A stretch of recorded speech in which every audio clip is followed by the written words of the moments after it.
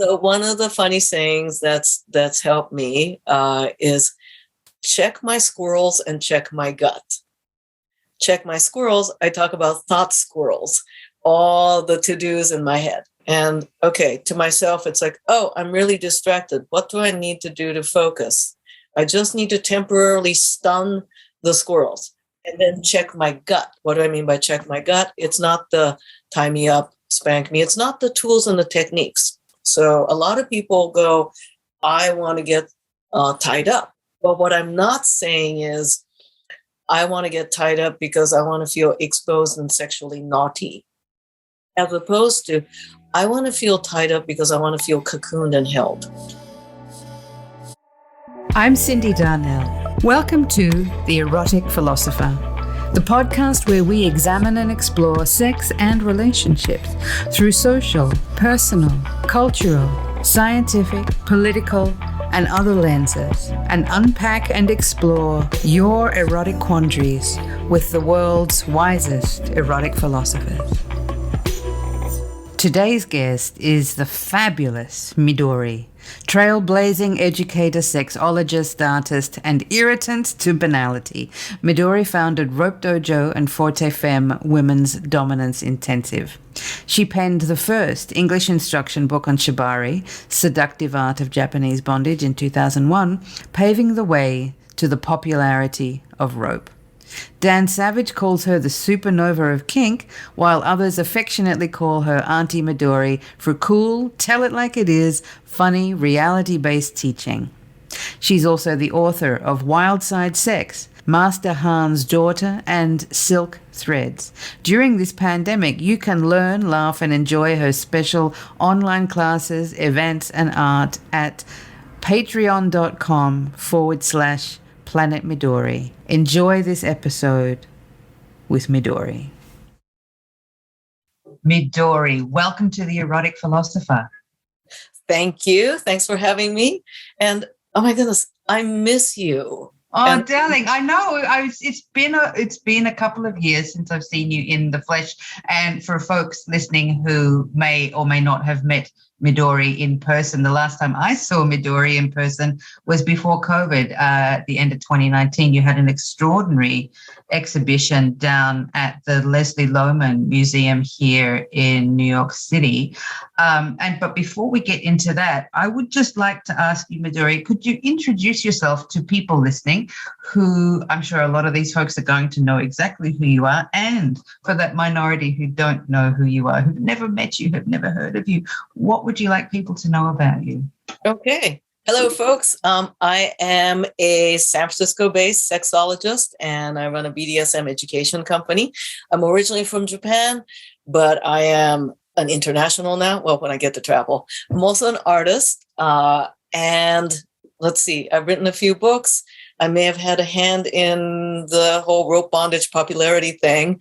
And just a bit. and founded Forte Femme, the women's intensive, dominance intensive. So some folks call me Auntie Midori. I suppose that's because I will, at the same time, I will scold you for not standing up for yourself. I'll take you to a strip joint. Which is one of the reasons that your work, I think, is so popular with so many people, that you cross over, gender binaries and orientation binaries and binary binaries, and just your work in bondage and power and BDSM and all things related to that. I find the way that you teach the work that you teach so incredibly knowledgeable and accessible. You've been doing this for a long time. You really are, one of the global leaders. And I really appreciate having you here on The Erotic Philosopher. I was so thrilled that you made some time to come and have a chat with me. Of course, I love what you're doing and how you're changing the world. So. Oh, no, that's really sweet. Thank you. So let's dig into your, we can go sex, we can go art, we can do sex and art together because, of course, they're, two sides of the same coin. So, let's talk about your exhibition that was at the Leslie Lohman Gallery here in New York. And, it was sort of like a homage to sex work and sex workers. and shibari and art. Tell us about the inspiration behind that, because it was an amazing exhibition. Oh, thank you. It was part of the show On Our Backs, Revolutionary Art of Queer Sex Workers. And actually, it's currently on exhibition in Ithaca, New York. Is it? It Ithaca, New is. York. It How is. long is it on for there? It is on through March 11th, I believe. Okay. And there's actually, and there's going to be a closing reception, so go check it out. It is this enormous sculpture, 20 feet tall, and I hand wove it on site initially at the Leslie Lohman and Alexis Heller, the curator, commissioned me.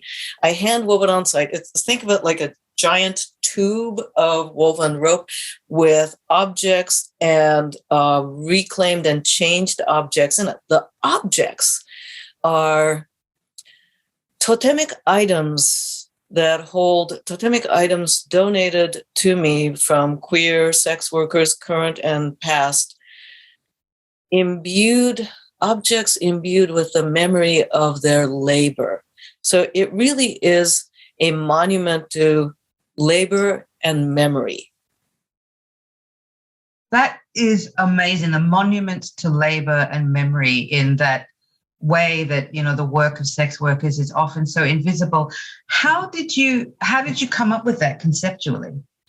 Well, so I come from a family of hoarders, right? So my mother was an academic, so she was like a professional hoarder and could justify it. But there have been, myself included, and maybe you too, ever like hold on to a thing that like materially have very little value? Maybe it's even broken, and you can't quite throw it away because you recall the people, the time, and it sits in your drawer or on the shelf and moving. It travels with you, and it's like, oh God, you know, I should like Marie Kondo this, but I can't. Right? So I have things like that, and you can't really throw it away, right? And yet, so ... Now, in Japan, there's this ceremony, a ritual memorial called harikuyo, the memorial or the resting of needles. And it's an old tradition where once a year, people who use needles in their occupation and home would take their broken needles, and needles were, you know, expensive and valuable, and a lot of people's livelihood depended on it, as well as just clothing your family. And with an animist culture, you didn't just throw it away, this thing that helped you in your labor, right? So once a year at the shrines or temples, you would show up with your broken needle in a ritual, and it will be put to rest like a funeral, a memorial, and you put it in a tofu where it gets to have a soft rest. And then the priest or monk would then give it a proper memorial, burial, receiving a memory. So you can honor the object and the spirit of the object and your work, right? Without just discarding it materially. Yeah. Yeah. I love that idea of sort of paying respect to the object that helped you, you know, create the outcome that you wanted to create, or create the practice, the process that you wanted to create. That's such a beautiful thing. Ever have a favorite sex toy that, yes, like, right? Of course. my very first rabbit vibrator, and of course it was cheap and it broke, and yet it was part of my early sexual exploration. And you know, it's so I got the idea from the harikuyo, the needle memorial, as well as, you know, how do you move on through the stages of life, honor your memory, but also not be dragged down by it. So if you can entrust me with the objects, precious objects of your memory, and you know that it will be turned into artwork that will have a whole nother life. So there's that. Also, among sex workers, current or past, there's a certain unspoken hierarchy. Well, I'm a table dancer. I'm not a prostitute. I am this level escort. I'm not a that. I write smut. I don't do hands-on, whatever, right?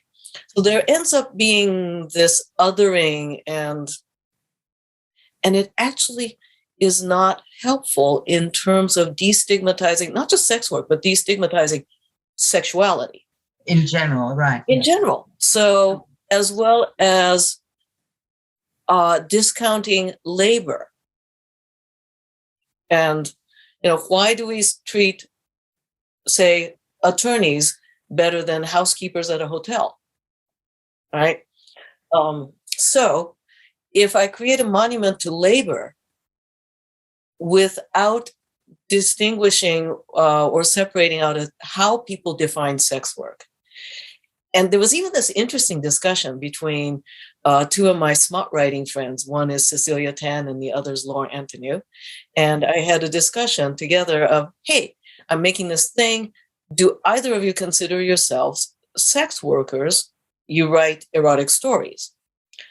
And had this great discussion. One said yes, because Cecilia Tan, because her work is controlled and censored by government and institution and the winds of morals and politics.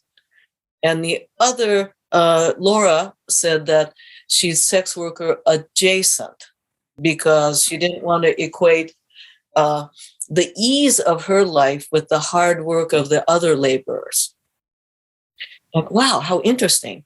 And so I ended up getting the original keyboard from Cecilia when she first started getting paid for writing smut. Ah, wow. Yeah. And it ended up fostering all sorts of interesting conversations. Yeah. And since then, actually, that monument has been shown. This is the 4th time it's showing. It seems to make an impact. I'm so glad that show is traveling, and that monument in particular is traveling, because it needs to be seen. And I certainly hope that its longevity extends well beyond just this lull period we're all in because of COVID.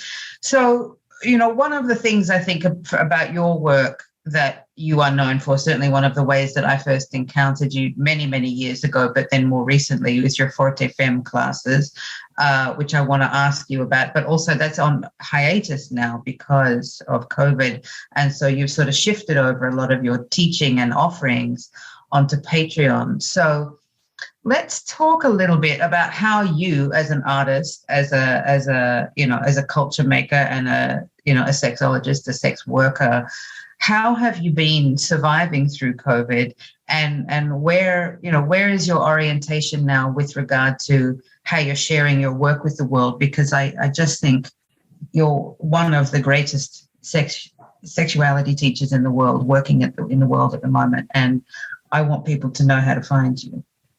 Well, let's see, March, April 2020, I was like with everyone, just what do I do?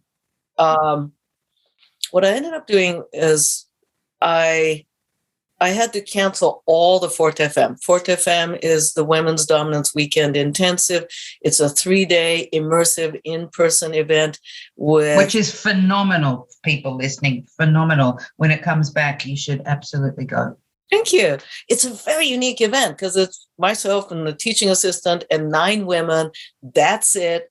And it's not so much about the wacky pokey bindy, because there's a lot of places to get that. No, it's not. It's here and how to be true in our power in a way that is compassionate and fun and translates to every day.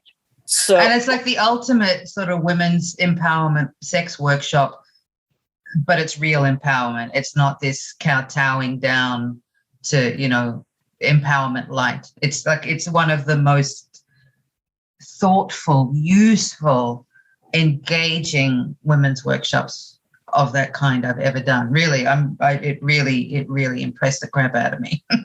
I created it because what I didn't get when I was trying to figure it all out. And that shows. That's what makes the difference.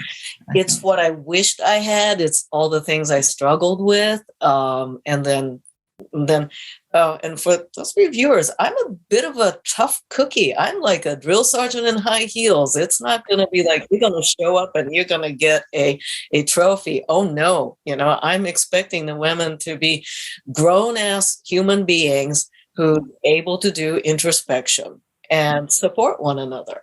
So I'm very proud of the program. But then COVID hit, and I had every other month I had Fort FM scheduled. I had venues, pre-sold tickets. I canceled everything and put it on hold, gave refunds, put it on hold. And then I went into a still period to one, I had to do all the refunds and then figure out what to do. And I know that some of my colleagues immediately went to flipping their in-person into online, but the medium, there's two different mediums. Both have pros and cons. And I missed the in-person classes, especially for the physical skills. And I wanted to wait. I wanted to figure out how to use the tools that suited me the best and suited my content best. So I waited for a little while. And then I realized, I have this Patreon thing, which is a subscription-based little corner of the interweb. And I started experimenting with how can I share my knowledge? And how can I share my knowledge and create space for learning? So I started making little steps in there and experimenting and creating classes. And then I started developing better understanding the medium. What can I teach online that makes the best personal impact that is also accessible? So I've created a whole different program, totally separate thing. And when we're able to go back to full hybrid, I'm going to have both the online classes as well as in-person classes because they overlap. They're different, but they overlap. Okay.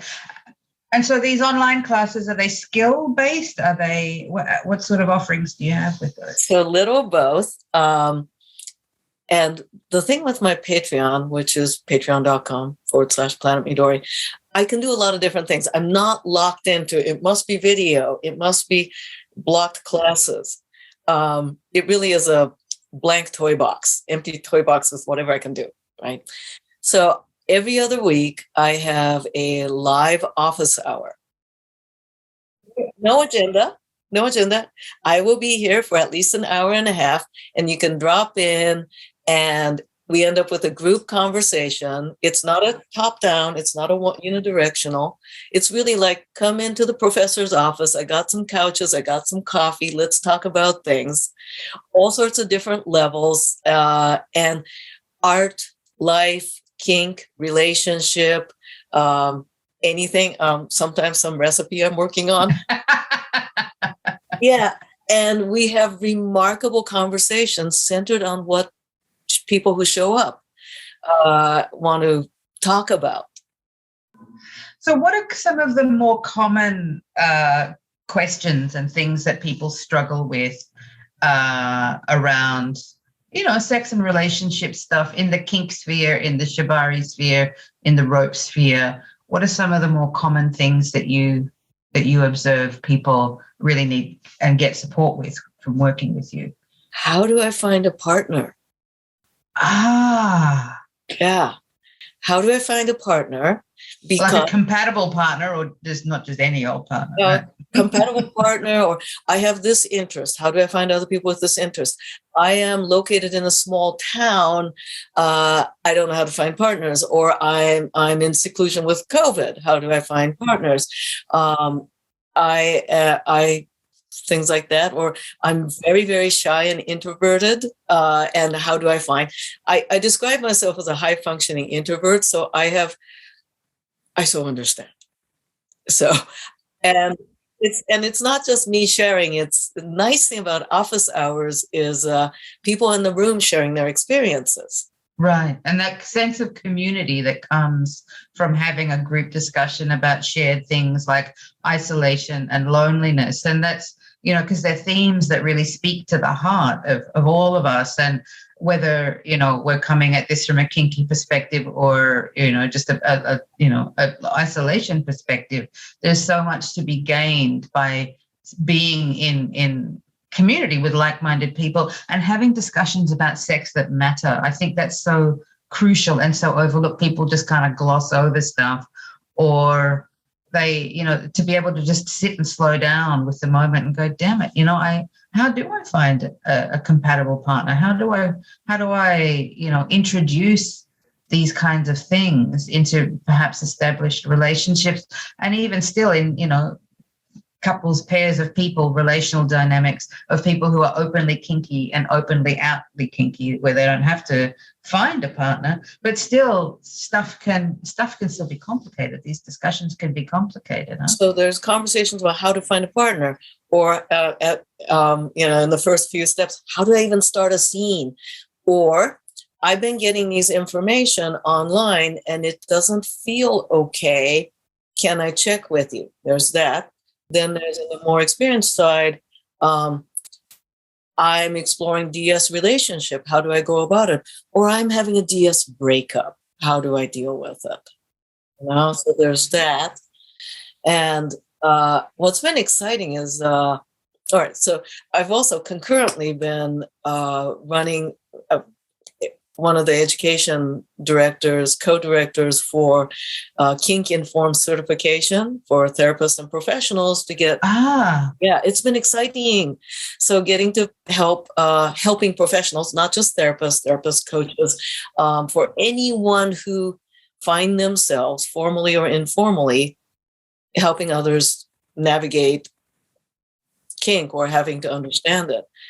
And so I'm working with coaches and therapists on that, and which has been just so encouraging that there's this whole new generation of sexually aware and humanistic helping professionals, so I can add to their skills.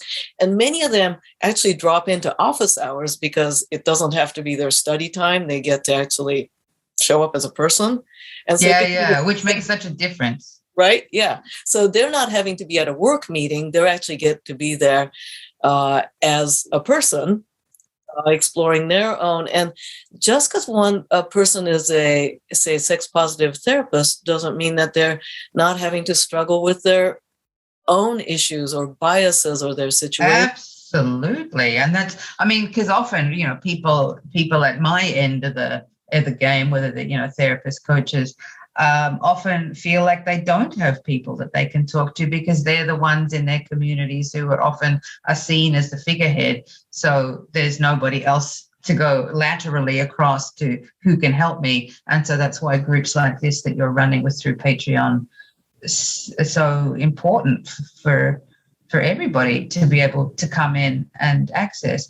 So so you're looking at working and teaching people who are like beginners level in the kink and BDSM scene through to people who, I know that certainly some of your classes are pitched at a really advanced level as well, that you can work with people across all of those points. How did you get into this work? How did you get into wanting to teach? You said that it was the stuff with Forte FM, it was the stuff that nobody had taught you. Did it just take off from there? Because you're a very gifted teacher as well. Not everybody who's a competent practitioner is also a gifted teacher, and you're both of those things. Well, let's see. It's quite accidental. It is. It's really accidental. Because I actually had no idea that I had public speaking skills through my formal education. None. And I ended up in the early 90s. I landed in San Francisco after college. And as I'm exploring my own sexuality in this town, and highly introverted, yet wanting the social, shy, but also exploring my budding sexuality and my own autonomy and agency. But I'm in San Francisco in the early 90s. And let me tell you, San Francisco 90s, oh my God. So I started going to events, shyly, but I would go to events. I ended up meeting, and I think the shy and polite caught the attention of people, of certain people, including Dr. Carol Queen. And, nice flirty, and then got brought into, hey, we have this thing called San Francisco Sex Information. And it was the response to San Francisco Sex Information was a grassroots organization for giving unbiased, no strings attached, truth-based information that's around sexuality. And the philosophy of sexuality is a part of human rights. And the way that the United Nations is now included in their charter was how they've been working at it since the 70s. And that if you have a question, you deserve an answer. You deserve an answer that's relevant to your age level in terms of what you want to know. And this was at the end of the HIV AIDS pandemic, particularly necessary as sex was equated with death and shame. So I ended up with this group of underground, self-organized sexuality educators before it was a field, and very guerrilla, right? We filled the gap between public health and common practice. So we would do things like, and so we got the full SARS training. I didn't realize at the time that I was getting the proper sexual attitude reassessment and knowledge training. Okay. Yeah. Right. I went through that whole thing, and more training than most physicians do still. And we would do things like go into sex clubs and do live safer sex demos. Public health couldn't do that. No, and that's the thing. And meeting people where they're at in those sex clubs where sex is actually happening is the place, well, one of the places to be putting that information. And at that time was so radical. Huh? Yeah, it was very radical. This is when the president would not speak of the word AIDS. There were politicians who wanted to round up HIV positive people. Abstinence-only education was really starting to flare up. And so I got my education basis, and that's where I discovered that I'm actually kind of good at talking about this, but this is also concurrent to doing my own exploration. And I stumbled, I made mistakes, and as I'm sharing with peers and I'm making my own mistakes, and started to do little local outreach classes, that's where I was honing my skills. And I got interested in kink, started going to events. Turns out I could speak all right in public, and one after another. And then it all came rolling along. And I was working a job that was like a paycheck job that I'm a really horrible employee. You know what? I am also. That's why doing this work for me is so much more my jam. I've tried to have straight jobs in the past, and I was always really bad at them because this is what I'm supposed to do. But it takes a few goes before one can even give oneself permission sometimes to go, actually, this is where my skills really lie. And so, given that you sort of had this start, teaching in sex clubs and then becoming the fabulous Midori that you are today, what have you seen shift in the BDSM world, in the professional elements, so with pro-doms and things, but also in the lifestyle players and the beginners and these sorts of things? How has the scene and the community and even the practice changed in the last 20, 30 years in your observation of things? Good question. I'd say we go bigger general culture, that the stigma has really reduced. So if we were even to look at, say, movies, representation of kink in the movies, it used to be like, Pulp Fiction and Silence of the Lambs, that kink was equated with mental illness and that something's wrong.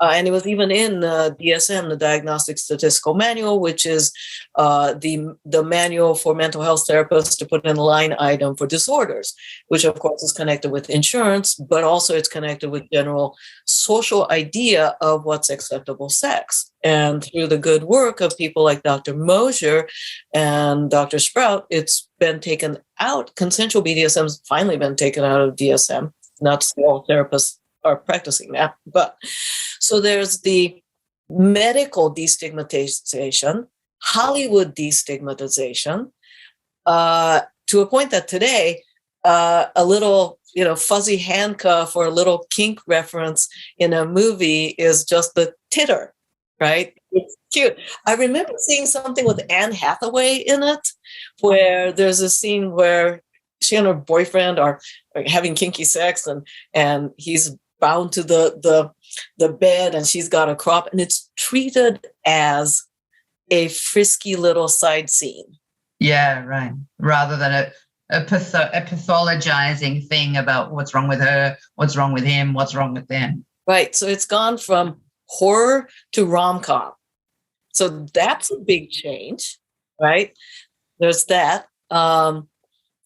There's also the sexual curiosity and the dissatisfaction by the younger generation, knowing that the sex education sucks. They're going out and making things happen, to talk about gender, talk about identity, to talk about culture, and talk about what sex is. Now, are all the information out and online good? No, a lot of it's crappy, which they also realize and making changes. So there's the youth up changes that are happening. And I think in a lot of ways, people are also treating, at a certain socioeconomic level, kink is being treated as and accepted as a exotic status symbol even. I've noticed that too, like on social media especially. It's almost like if you're not kinky, you're a bit kind of behind, or you're a bit behind the eight ball kind of thing. You need to be, it's almost like it's sort of come so far the other way that it's kind of like, come on, come over here, it's fantastic. Do you think, have you noticed then that because of that sort of status thing, that people are scrambling into the scene who perhaps shouldn't be there, are not really ready for that kind of play? What do you think about that? Maybe. So the visually based culture from Instagram to, there's like hot music videos with really amazing kinky imagery, but there's a lot of visually based, right? And behavioral scientists have found that when people are shown things, they overestimate their ability. I do that all the time. I want, if I say I want to try a recipe and I'm looking at a YouTube video of like something cooking or making something, right? And I'm like, I can do that. And I totally overestimate myself, right? It happens with sex too, right? So we see images of these like hot, sexy people doing things. It's like, I can do that. It seems easy enough. I'll look at a couple of videos. And then we end up in a little bit of strife, which I'm looking actually now at an excerpt from one of your books that I love. I'm going to read it out. The book is called Wild Side Sex, written by Midori. And here's this quote. It's a little lengthy one. Beyond a basic skills assessment, many other variables affect the interaction and degree of trust in SM. Will this person respect my limits? Do they mean the same thing that I'm talking about? How much are they going to push my boundaries? What do other people think of this person as a player? What will my friends think of me if I play with this person? Will this person think well of me even after I've shared my darker fantasies with them? Will this person keep my sense of self-worth intact or diminish it? Will I feel better or worse after a scene? Will playing with this person affect our pre-existing relationship? Can I transcend our daily relationship roles and enjoy a fantasy with this person? Will my vulnerabilities be used against me in damaging ways? Is this person interested in me and our relationship, or is this going to be an expression of an ego trip? Is this person really trying to hurt me physically or emotionally, or is this the intended as shared fun? What do I risk if this scene goes badly? And so many more questions. I love that paragraph because to me, it not only speaks to the things that folks should be thinking about in engaging in kink and BDSM practices, but any kind of erotic play where you want to get something meaningful out of it, to dig into these kinds of questions is so important. And that's not something that you see a lot of in rom-coms or social media. Well, yeah, rom-com's a flattening of a script line. But yeah, when people are seeing, say, flogging or bondage, we focus on the technique. We focus on the flesh and sure, learn the techniques, but the heart and the mind get taken out of the consideration. What you were just reading, and I'm like, did I write that? Wow, I wrote that. It's like I highlighted it and I've triple highlighted it. I love that paragraph. I love that series of questions. Those things are, for me, if I take a moment to think about what am I engaging in with this person, and it doesn't matter if a person's topping or bottoming, dominating or submitting, it's putting our raw selves in front of another is, well, hella scary. Yeah, it is.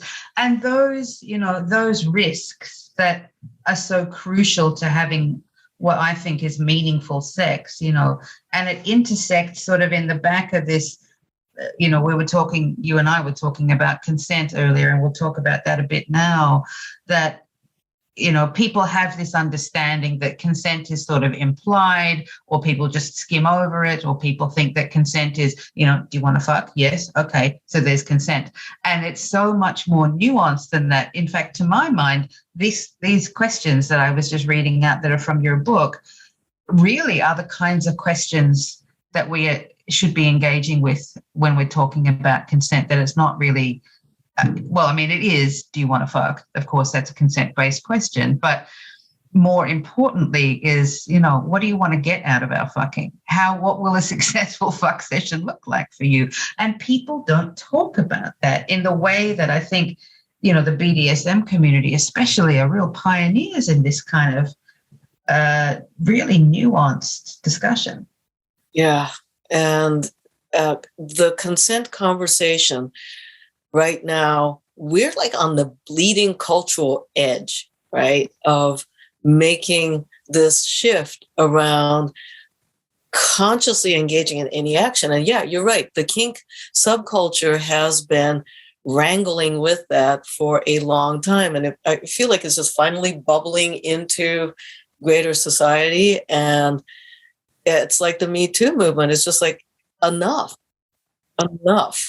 And so having role models of people who are saying, okay, we can still play hot, we can still play wild, we can still play rough, and we can do it within a framework that means everybody is getting at least heard. If they're not necessarily getting their needs met, at least they get a seat at the table. And I think that's a real shift that's happened since 2017 in terms of the way we talk about sex in public. When I say we, I mean, sex professionals, educators, therapists, coaches, whatever, that we're starting to talk about how do we get these different sort of cross sections awake and alive. So you're working on a new book, Midori. Yes, I am. Oh my God. Yeah. It is a follow-up to my Seductive Art of Japanese Bondage. It's not a part 2. It is the things that I have because that came out 20 years ago. It was the first English instruction book, mainstream instruction book. And we didn't even think it would sell because it was so niche, right? Oh my God. That is amazing. Well, that's what positioned you as the shibari, the doyen, really. I mean, there is nobody else like you doing this work. And, yay. And I was willing to, put myself out there going, I do this stuff. And so 20 years ago, it's been selling great. I put a lot of I tried to put a lot of the soft skills and the communication stuff in there. Unfortunately, people do like to go immediately to the pictures and the illustrations. So, dear viewers, if you pick up The Seductive Art of Japanese Bondage, which I hope you will, please read the words. Look at the words part, because there's actually a whole modeling of great negotiation in there. So the book I'm working on now, don't have a title yet. It's all the things I wanted to say since. Uh-huh. Okay. Yeah. And putting in a lot of things that I've put into Rope Dojo. And I have been for the last 2 months, most mornings, I did not this morning because I wanted to get ready for us. Most mornings I get up, do my morning hygiene, and go straight into putting some words on a piece of paper, even if I was staring at the piece of paper. And I've been working on it. It's not a lot of the knots and the ties, because there's plenty of resources for that. But I do have enough of that to get you through a bunch of hot scenes. It's the practice, it's the self-reflection, the how to know what your desires really are relative to rope, right? The how to get from your everyday busy headspace to focused and playing. I have very strange drills and exercises in that Mr. Miyagi wax on, wax off style that will make people more confident and smooth, so they can focus on each other instead of the knots alone. That, I think, is so incredibly crucial, because so many of us in all kinds of erotic play contexts can get distracted with, the chorus of bullshit in our heads that distracts us from each other, that distracts us from being close. So, I mean, for people perhaps who are listening who are thinking, oh my gosh, that is me. I find it really hard to focus. Do you have some ideas and suggestions on the kinds of things that you've tried that you notice really help people, begin to even orbit towards their desires of being able to have a connection if they're stressed and distracted? What things people can do to help mitigate that? So I have funny sayings. As you know, I have funny sayings. So one of the funny sayings that's helped me is check my squirrels and check my gut. Check my squirrels. I talk about thought squirrels, all the to-dos in my head. So I'm not expecting me or you to be like all zen and I think that's just, it's a whole nother pressure, right? What if I'm just aware of how many squirrels I have in my head? And if I just, squirrels, thought squirrels. Perfect. If I can just acknowledge that, and okay, to myself, it's like, oh, I'm really distracted. What do I need to do to focus? I just need to temporarily stun the squirrels. Or maybe I can't do it myself, and I might say to you, hey, honey, I'm really distracted. I need some help. So check my squirrels and then check my gut. What do I mean by check my gut? It's not the tie me up, spank me. It's not the tools and the techniques, but it's about, how do I want to feel? If I were to say to you that I want to play, but I want to feel held and appreciated. Or if I said, well, actually tonight, I want to feel like a kidnapped princess. I want to feel, I want to feel small and treasured. Or I want to feel badass fighter that I'm going to like, I want to like scream and thrash. So what do I want to feel? Right? not the technique. So a lot of people go, I want to get tied up. But what I'm not saying is, I want to get tied up because I want to feel exposed and sexually naughty, as opposed to, I want to feel tied up because I want to feel cocooned and held. And that makes such a difference, because the activity to an observer could look exactly the same, but it either hits the mark or it misses the mark based on whether or not the intention is acknowledged and owned. And if people don't talk about it, if people are not, clued into each other, it's so easy to miss the mark. And then the scene can either be a flop or the sex can be meh. Or, then we start getting into an issue of, I'm not going to play with that person. Or if that person is your spouse and you kind of, feel like you have to play with that person, then we can't broach the subject by talking about it differently. We just say, well, this is how it's always been. This is what we've always done. I can't change it now. Yeah. So check the squirrel and check the gut. And checking the gut is about the feels, right? How do we want to feel? And then what are the techniques that we have on hand that might be able to make that happen? And which means you can choose from the skills you have, not stress on the skills or toys you don't have. That is a really helpful diversion from, again, for when you're getting anxious and feeling disconnected, you'll focus on all the things you don't have rather than focusing on what do I have in the moment? What can I do? And regardless of role, whether you're topping or bottoming in a role, that you can still be able to bring that element of awareness to help support the other person, to both of you get your needs met. So let's say that, it's you and I are a couple and we don't have much skill. We got, some things, right? But I want to bottom and I want to feel tied up, exposed, naughty. Maybe I want an opportunity to thrash about because I'm usually a very polite and very controlled person. True. But let's say we don't have much skill, right? So what do we have on hand that we could make that happen?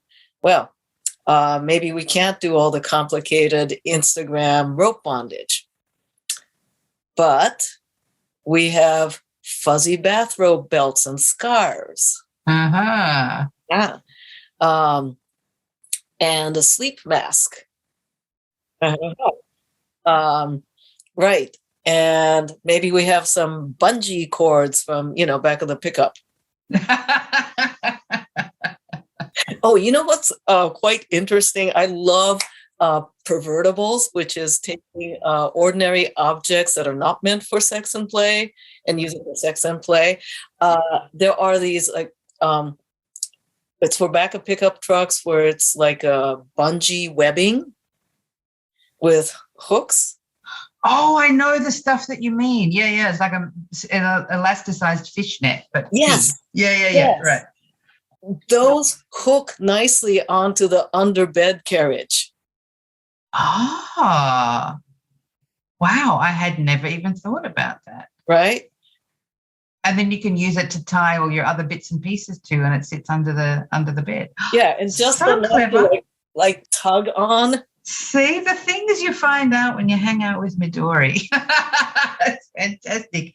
And so, Midori, as we start to wrap this conversation up, I'm going to put your links in the show notes. But before we close the discussion, where can people go to find you? Tell folks what you've got coming up and where you'd like them to come and meet you.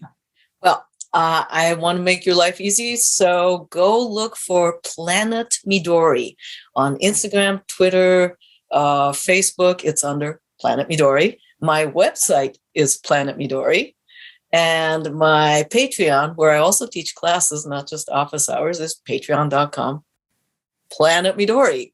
There it is. There it is. There it is. Fantastic. So for folks who are looking, obviously, to get on board with Planet Midori, I would strongly encourage you to do so, because Midori, as you've heard, is the knowledge maker of so many things, kinky and non-kinky squirrels. And who are the ones that live? Check the squirrels and check your gut. I love it. I love it. I love it. Thank you, darling Midori. It's so good to catch up with you. Thank you. And thanks, viewers. I hope you enjoyed today's discussion with the extraordinary Midori, and make a point of checking her out on Patreon. That's patreon.com/Planet Midori, where you can get access to all of her wisdom, including her classes and workshops there, primarily for people involved in kink and BDSM, but really for all kinds of people doing all kinds of things. Midori is just fantastic. And speaking of workshops and classes, you can also get access to my online workshops by heading to my website. That's cindydarnell.com, CyndyDarnell.com. You will find the online pleasure school there, offering a suite of pre-recorded, ready to go online learning options for adults of all genders and orientations. While you're there, check out the links to my other services, coaching and counseling for individuals, couples, and beyond, where you can work with me from the comfort of your home or office, no matter where you are in the world. That website is also the home of the Erotic Philosopher podcast. Just select the podcast tab and you will see links there to all the previous episodes of the Erotic Philosopher, including a place where you can leave questions for future erotic philosophers to ponder. While you're there, you'll also see the link to leave a review for us on iTunes. Your ratings and reviews of the Erotic Philosopher boost our visibility and help us get found by more people around the world who want better information about sex and relationships, just like you. You can follow us on social media at The Erotic Philos, that's PHILOS. Catch up on old episodes, find out about new episodes, and generally just keep in touch with us. I absolutely love bringing this podcast to you, and I hope you enjoyed today's discussion with Auntie Midori. Please take care of yourselves, and I'll catch you next time.